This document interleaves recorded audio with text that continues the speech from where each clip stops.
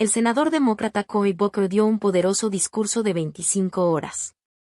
El senador demócrata Booker cree que la nación está en crisis, no una crisis de izquierda contra derecha, sino una crisis de lo correcto contra lo incorrecto. So I want to close back where we started about us, about why I'm here.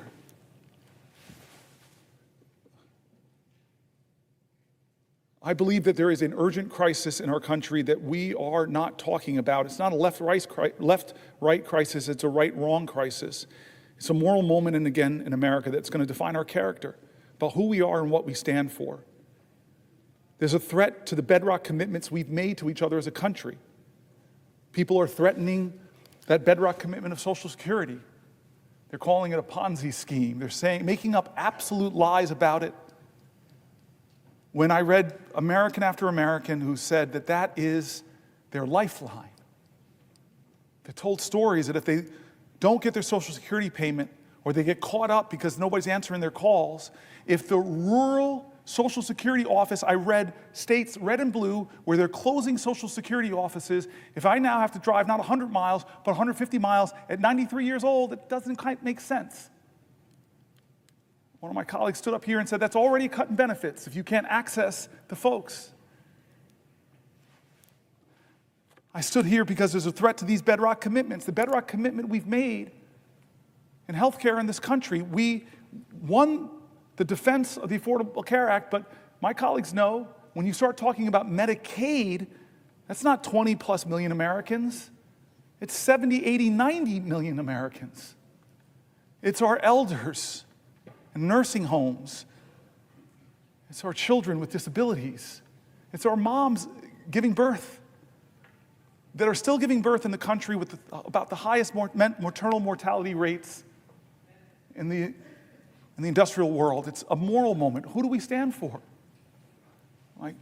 Schumer shocked me when he said they're going to use some kind of budget gimmick to push this through. He shocked me, Chuck. I thought this was going to come down to the parliamentarian, but it doesn't sound like it. Now it's just going to get done. With the math, and I read from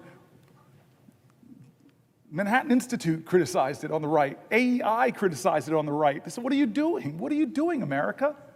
You're going to rake up trillions and trillions of dollars in debt that our children and our children's children are going to have to pay for, passing the bucks that will grow.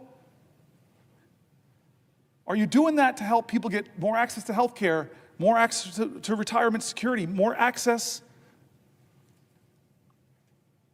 to the things we believe in, big ideas like universal child care, paid family leave? No, we're doing that in order to renew the tax cuts that I read conservative budget folks, moderate budget folks, all across the spectrum who said it will blow up our deficit. And the benefits of those tax cuts, not all, let's not use hyperbole, but most will go to the richest people in our country who I promise you, I celebrate people who've brought their ingenuity and their expertise and their grit and their tireless work who've built wealth in this country. It should not be us versus them, but I'm telling you that those folks do not need another tax cut. And the corporations who came here, you all remember, said we would like a 25% rate.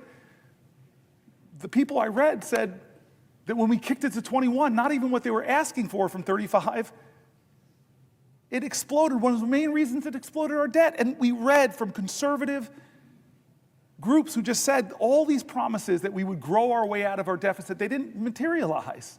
All the promises that were made. Trump, for those who don't remember or weren't here when I read it, was going around telling folks that, oh, my tariffs, this is 2017, my tariffs, the money that I get, that will be what we could pay down the debt. The math that they did was that would account for about 1/750th of the debt at that time. But he used that money to try to compensate the farmers that he was hurting with his tariffs. This is a moral moment, and people are getting hurt, and people are afraid because of the threats to Medicaid cuts. There were people writing in and said $880 billion would devastate me, but even small cuts to services, my whole family, fragile architecture of our finances, if you just pull out the transportation money that my disabled child uses, that will crumble my financial world. And so when you talk about the bigger cuts, we know the math. Many states who expanded Medicare have a trigger that if it goes below 90%, all the Medicare expansion goes off in that state and millions of Americans will be hurt. That's not right, guys. That's not right. And so this is the choices we have before us. Our veterans and the VA. I'm mad at you now. You made me get very emotional with your story. We read John McCain's story. We read the stories of the poems of the unknown soldier looking over us and saying, what are you doing to the Gold Star families? What are you doing to the veterans? Are you living up to your promises that you made? Well, right now, with the cuts of tens of thousands, over 80,000 veterans who work for the VA, but even more, because about 20% or so of all federal workers are veterans. And we read stories from veterans in America who are shaken by what's happening, who are losing their jobs but yet all they want to do is serve.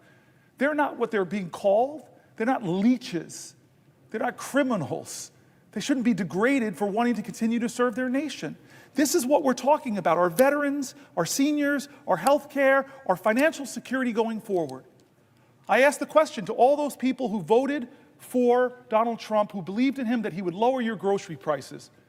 I asked you, look at your financial self. Are you better off than you were 72 years ago financially? Well, the answer for most people who believed in him is no, because he didn't set out to do anything to lower prices. He set out to rename the Gulf of Mexico, to threaten Canada, to say, I'm going to take over Greenland. He's done a lot of things, 140 executive orders. Many of them actually drive up your costs, make it more expensive to enroll in the ACA, reduce a lot of the tax credits there.